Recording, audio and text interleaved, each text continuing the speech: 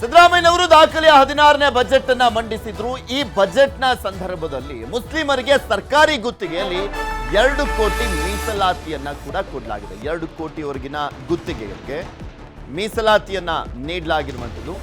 ವಕ್ಫ್ ಆಸ್ತಿ ಸಂರಕ್ಷಣೆಗಾಗಿ 150 ಕೋಟಿಯನ್ನ ಕೂಡ ಮೀಸಲಿಡಲಾಗಿದೆ. ಬಜೆಟ್ನಲ್ಲಿ ಮುಸ್ಲಿಮರಿಗೆ ಸ್ಪೆಷಲ್ ಗಿಫ್ಟ್ ಅನ್ನ ಘೋಷಣೆ ಮಾಡಿದ್ದಾರೆ ಮುಖ್ಯಮಂತ್ರಿ ಸಿದ್ದರಾಮಯ್ಯ. ತಮ್ಮ 16ನೇ ಬಜೆಟ್ನಲ್ಲಿ ಮುಸ್ಲಿಮರಿಗೂ ಕೂಡ ಹೆಚ್ಚಿನ ಆದ್ಯತೆಯನ್ನ ಕೊಡಲಾಗಿರುವಂಥದ್ದು. ಗುತ್ತಿಗೆಯಲ್ಲಿ 2 ಕೋಟಿ ಮೀಸಲಾತಿಯನ್ನ ನೀಡಲಾಗಿದೆ ಮುಸ್ಲಿಮರಿಗೆ. ವಕ್ಫ್ ಆಸ್ತಿ ಸಂರಕ್ಷಣೆಗಾಗಿ 150 ಕೋಟಿ ಮೀಸಲನ್ನ ಇಡಲಾಗಿರುವಂಥದ್ದು. ಹಾಗೆ ಮುಸ್ಲಿಮರ ಶಿಕ್ಷಣಕ್ಕೂ ಕೂಡ ಹೆಚ್ಚಿನ ಆದ್ಯತೆಯನ್ನ ಕೊಡಲಾಗಿರುವಂಥದ್ದು. ಹಾಸ್ಟೆಲ್ಗಳಿಗೂ ಕೂಡ ಹೆಚ್ಚಿನ ಆದ್ಯತೆಯನ್ನ ಅನುದಾನವನ್ನ ಕೊಡಲಾಗಿದೆ. ಸಿದ್ದರಾಮಯ್ಯನವರ ಗೌರ್ಮೆಂಟ್ ಇಂದ ಸಿದ್ದರಾಮಯ್ಯನವರ ಬಜೆಟ್ನಲ್ಲಿ ಹೆಚ್ಚಿನ ಪ್ರಮಾಣದಲ್ಲಿ ಅವರಿಗೆ ಆದ್ಯತೆಯನ್ನ ಕೊಡಲಾಗಿರುವಂಥದ್ದು.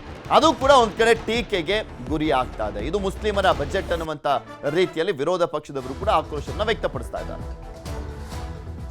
ಮುಖ್ಯಮಂತ್ರಿಗಳ ಅಲ್ಪಸಂಖ್ಯಾತರ ಕಾಲೋನಿ ಅಭಿವೃದ್ಧಿ ಯೋಜನೆಯಡಿ 1,000 ಕೋಟಿ ರು ಕ್ರಿಯಾ ಯೋಜನೆಯನ್ನು ತಯಾರಿಸಲಾಗಿದ್ದು, ಕಾಮಗಾರಿಗಳನ್ನು 25-26ನೇ ಸಾಲಿನಲ್ಲಿ ಅನುಷ್ಠಾನಗೊಳಿಸಲಾಗುವುದು. ಮದರಸಾಗಳಲ್ಲಿ ಧಾರ್ಮಿಕ ಶಿಕ್ಷಣದೊಂದಿಗೆ ಔಪಚಾರಿಕ ಶಿಕ್ಷಣವನ್ನು ನೀಡಲು ಕಂಪ್ಯೂಟರ್, ಸ್ಮಾರ್ಟ್ ಬೋರ್ಡ್ ಇತ್ಯಾದಿ ಅಗತ್ಯ ಸೌಲಭ್ಯಗಳನ್ನು ಕಲ್ಪಿಸಿ ಈ ವಿದ್ಯಾರ್ಥಿಗಳು NIOS ಮೂಲಕ SSLC ಪರೀಕ್ಷೆ ಬರೆಯಲು ಅವಕಾಶವಾಗುವಂತೆ ಸಜ್ಜುಗೊಳಿಸಲಾಗುವುದು. ಕರ್ನಾಟಕ ಅಲ್ಪಸಂಖ್ಯಾತ ಅಭಿವೃದ್ಧಿ ನಿಗಮದ ವತಿಯಿಂದ ಯುವಕ ಯುವತಿಯರಿಗೆ ನವೋದ್ಯಮಗಳನ್ನು ಪ್ರಾರಂಭಿಸಲು ಉತ್ತೇಜನ ನೀಡಲಾಗುವುದು. ವಕ್ಫ್ ಸಂಸ್ಥೆಗಳ ದುರಸ್ತಿ, ಜೀರ್ಣೋದ್ಧಾರ ಮತ್ತು ಕಬರಸ್ಥಾನಗಳಲ್ಲಿ ಮೂಲಸೌಕರ್ಯಕ್ಕಾಗಿ ಆಸ್ತಿಗಳ ಸಂರಕ್ಷಣೆಗಾಗಿ 150 ಕೋಟಿ ರೂಪಾಯಿ ಒದಗಿಸಲಾಗಿದೆ. ಮುಖ್ಯಮಂತ್ರಿಗಳ ಇನ್ನು ಸಿದ್ದರಾಮಯ್ಯ ಬಜೆಟ್ ಹಲಾಲ್ ಬಜೆಟ್ ಅಂತೆ, ಸಾಬ್ರು ಬಜೆಟ್, ಮುಸ್ಲಿಂ ಬಜೆಟ್ ಅಂತ ಬಿಜೆಪಿ ಟೀಕೆಯನ್ನ ವ್ಯಕ್ತಪಡಿಸ್ತಾ ಇದೆ. ಜಮೀರ್ ಪಾಕಿಸ್ತಾನ ಬಜೆಟ್ ಅಂತಲೂ ಕೂಡ ಬಿಜೆಪಿಯವರು ಆಕ್ರೋಶವನ್ನ ವ್ಯಕ್ತಪಡಿಸಿದ್ರು. ಸಿದ್ದರಾಮಯ್ಯನವರ ಬಜೆಟ್ ಸಾಬ್ರು ಬಜೆಟ್, ಇದು ಮುಸ್ಲಿಂ ಬಜೆಟ್ ಅಂತ ಆಕ್ರೋಶವನ್ನ ವ್ಯಕ್ತಪಡಿಸಲಾಗಿದೆ ವಿರೋಧ ಪಕ್ಷದಲ್ಲಿ. ಜಮೀರ್ ಪಾಕಿಸ್ತಾನ್ ಬಜೆಟ್ ಅಂತಲೂ ಕೂಡ ಆಕ್ರೋಶವನ್ನ ವ್ಯಕ್ತಪಡಿಸಲಾಗ್ತಾ ಇದೆ. ಇನ್ನ ಪಾಕಿಸ್ತಾನ ಬಜೆಟ್ ಅನ್ಸುತ್ತೆ ಅಂತ ಬಿಜೆಪಿ ಶಾಸಕ ಯತ್ನಾಳ್ ಹೇಳಿದ್ರು. ಮುಸ್ಲಿಮರ ಬಜೆಟ್ ಅಂತ ವಿಪಕ್ಷ ನಾಯಕ ಅಶೋಕ್ ಅವರು ಕೂಡ ಲೇವಡಿಯನ್ನ ಮಾಡಿದ್ರು. ಹಲಾಲ್ ಬಜೆಟ್ ಅಂತ ಸಾಮಾಜಿಕ ಜಾಲತಾಣದಲ್ಲಿ ಬಿಜೆಪಿಯವರು ಆಕ್ರೋಶವನ್ನ ವ್ಯಕ್ತಪಡಿಸ್ತಾ ಇದ್ದಾರೆ.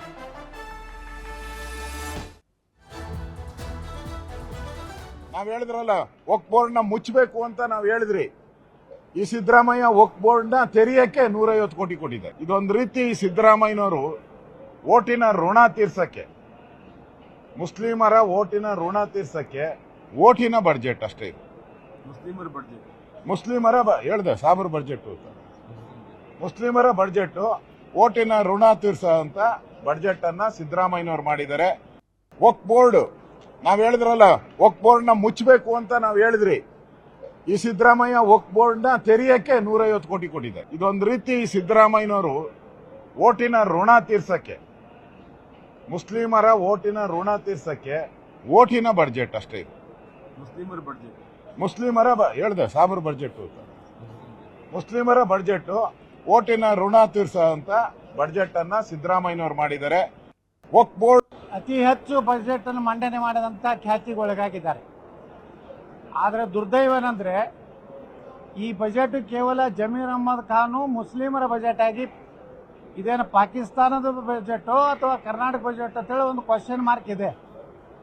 ನೋಡಿ, ದಲಿತರಿಗೆ, ಹಿಂದುಳಿದ ವರ್ಗದವರಿಗೆ ಸಹ ಯಾವುದೂ ಯೋಜನೆಗಳಿಲ್ಲ. ಕೇವಲ ಗ್ಯಾರಂಟಿಗಳ ಸಲುವಾಗಿ ಈ ವರ್ಷ 2025-26 1,16,000 ಕೋಟಿ ರೂಪಾಯಿ ಸಾಲವನ್ನ ಎತ್ತುವಂಥದ್ದು ಅವ್ರ ಬಜೆಟ್ನಲ್ಲಿ ಹೇಳ್ಕೊಂಡಿದ್ದಾರೆ. ಅಂದ್ರೆ ಇದು ಪೂರ್ತಿ ಸಾಲ ಮಾಡಿ ಅಲ್ಪಸಂಖ್ಯಾತರ ಹೆಸರಿನಿಂದ ಇಡೀ ಬಜೆಟ್ ಓದಿಬಿಟ್ರೆ ಒಂದು 7-8 ಪ್ಯಾರಾ ಬರೇ ಪೂರ್ತಿ ಬಹುಶಃ ಎಲ್ಲ SC ST ಹಿಂದುಳಿದ ವರ್ಗ ಇವಕ್ಕೆ ಯಾಕೂ ಕೊಳ್ಳಾದಷ್ಟು ಬಜೆಟ್ನಲ್ಲಿ ಒತ್ತು ಪ್ರಾವಧಾನ ಮಾಡಿದ್ದಾರೆ.